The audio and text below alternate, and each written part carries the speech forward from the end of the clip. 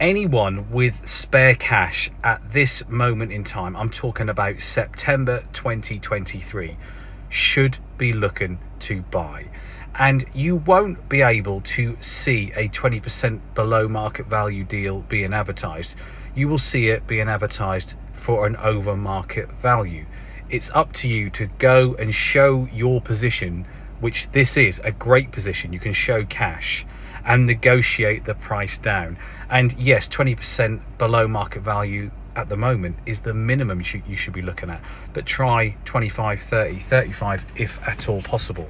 Obviously, if you own your own home, you should be using every which way you can in this market to get your first property. But if you already own your own home, then you should be looking for those great deals that you can buy and either sell or refinance and rent.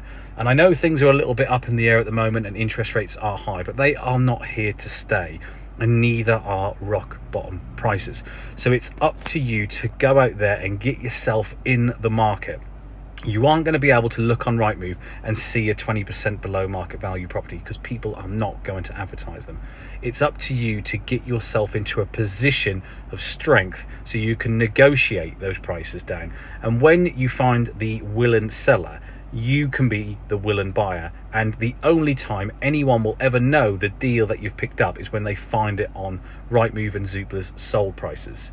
So my advice is to use this money really wisely. Don't go and spend it on loads of courses trying to learn how to get involved in property. In this market, you cannot go wrong. So even if you make all the mistakes under the sun, you can still make a decent wedge of cash.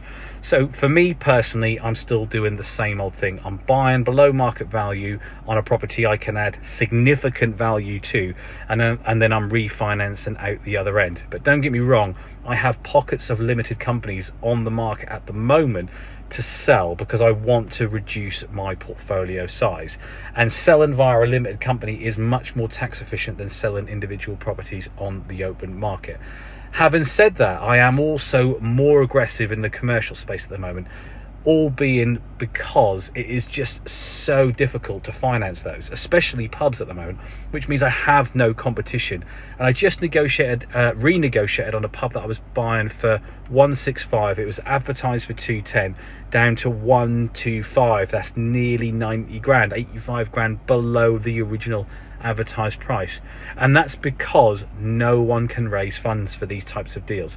So be aggressive. If you've got cash and you don't need to raise funds, have a think about not just buying below market value, but maybe semi-commercial, if not full commercial, that you can maybe convert to semi-commercial and semi-residential.